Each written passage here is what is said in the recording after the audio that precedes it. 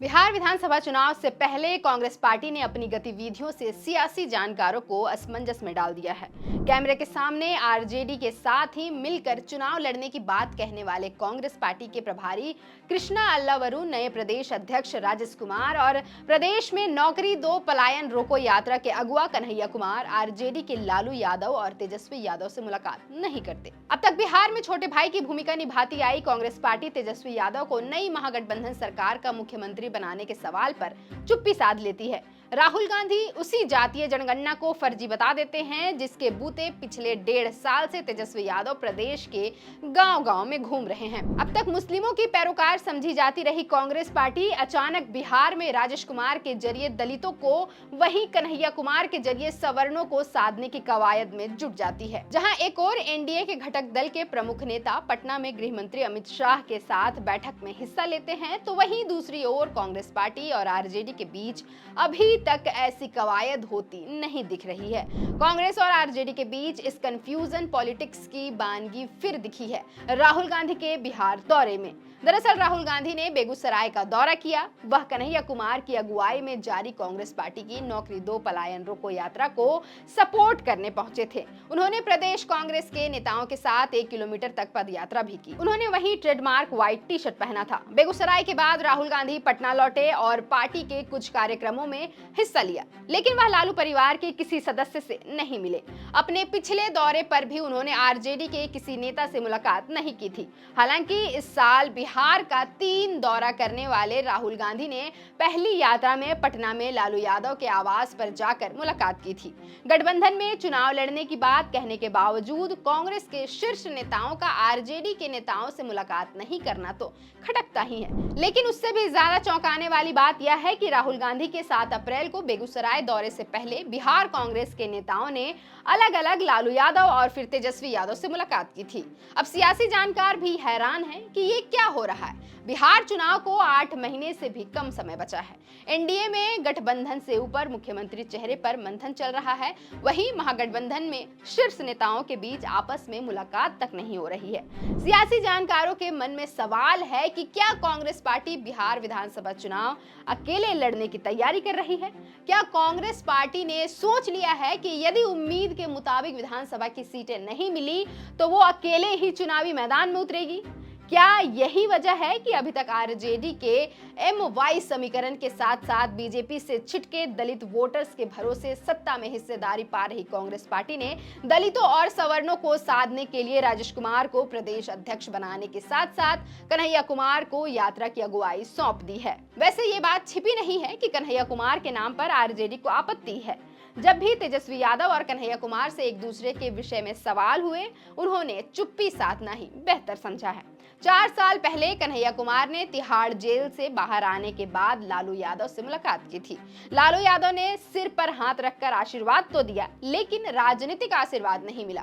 वजह साफ थी कि आरजेडी तेजस्वी यादव के समकक्ष एक सवर्ण और वह भी मुद्दों की समझ रखने वाले शानदार वक्ता को नहीं रखना चाहती। राहुल गांधी के हालिया बेगूसराय दौरे से पहले नए प्रदेश अध्यक्ष राजेश कुमार ने तेजस्वी यादव से मुलाकात की थी। कुछ नेता जाकर लालू यादव से मिले। इस मुलाकात में बात क्या हुई ये सार्वजनिक नहीं किया गया।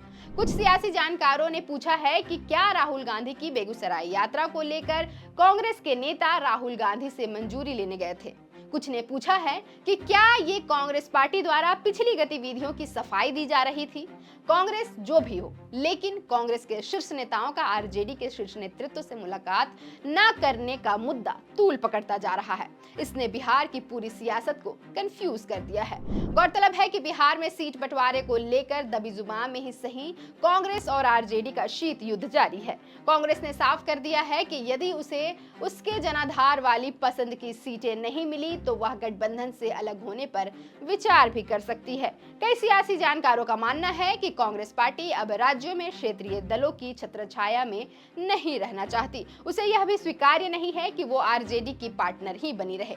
कांग्रेस पार्टी अब यह भी नहीं चाहती कि वो सत्ता में साझेदारी के लिए क्षेत्रीय दलों की शर्तों का पालन करती रहे। यही वजह है कि बिहार के तमाम वर्गों में जनाधार बढ़ाने के लिए रणनीति बना ली गई है। युवाओं के साथ सवर्णों को प्रभावित करने के लिए अपेक्षाकृत पढ़े लिखे और मुद्दों की समझ रखने वाले कन्हैया कुमार को लाया गया है। कन्हैया कुमार बेगूसराय जिले के के रहने वाले हैं। 2019 में इस सीट पर भाजपा के गिरिराज सिंह के खिलाफ चुनाव भी लड़ चुके हैं। वहीं कांग्रेस प्रभारी के रूप में भी युवा चेहरे कृष्णा अल्लावरू को लाया गया है। अखिलेश प्रसाद सिंह की जगह राजेश राम को प्रदेश अध्यक्ष नियुक्त किया गया है। इस फैसले से कांग्रेस ने एक तीर से दो निशाने साधे हैं। पहला तो यह कि दलित मतदाताओं को साधा जा सके और दूसरा अखिलेश प्रसाद यादव को लालू यादव और आरजेडी का करीबी माना जाता है। ऐसी चर्चा है कि अखिलेश सिंह के रहते कांग्रेस पार्टी बिहार में आरजेडी के साथ सीट बंटवारे से लेकर अन्य नीतिगत मसलों पर बहुत नेगोशिएट नहीं कर पाती थी। सियासी जानकारों को लगता है कि चुनाव से 8 महीने पहले राहुल गांधी सहित कन्हैया कुमार और कृष्णा अल्लावरू इसलिए भी आरजेडी के नेताओं से नहीं मुलाकात करना चाहते क्योंकि वे अपनी रणनीतियों पर किसी प्रकार का दबाव नहीं चाहते, या ये भी संभव है कि बिहार में कांग्रेस की आक्रामक राजनीति ने आरजेडी को असहज कर दिया हो, क्योंकि गुजरात, झारखंड और बिहार में राहुल गांधी सहित उनकी पार्टी के विभिन्न नेताओं के बयानों ने जाहिर कर दिया है कि कांग्रेस पार्टी पुनर्गठन के दौर से गुजर रही है। राहुल गांधी उसमें संजीवनी फूंकने का प्रयास कर रहे हैं। विभिन्न प्रदेश कमेटियों में आमूल चूल बदलाव किया जा रहा है। जाहिर है कि इससे सहयोगियों के माथे पर शिकन आएगी और दोनों दलों के शीर्ष नेताओं के बीच रिश्ते असहज होंगे। गौरतलब है कि पिछले साल कांग्रेस पार्टी ने छत्तीसगढ़ और राजस्थान में सत्ता गंवा दी और झारखंड में कांग्रेस की जो 16 सीटें आई उसे भी सियासी जानकारों ने झामुमो के रहमो करम का नतीजा माना। हरियाणा में पार्टी अति आत्मविश्वास का शिकार हो गई। कांग्रेस के शीर्ष नेताओं मसलन राहुल गांधी, प्रियंका गांधी और सोनिया गांधी को ऐसा लगा कि प्रदेश के नेताओं ने उनको सही तस्वीर नहीं दिखाई। दिल्ली में कांग्रेस पार्टी गोल्डन डक का शिकार हो गई। कांग्रेस पार्टी का दायरा सिमटा है। राहुल गांधी ने गुजरात में तल्ख टिप्पणी की है। कहा था कि उनके नेता परोक्ष रूप से भारतीय जनता पार्टी के हित में काम करते हैं।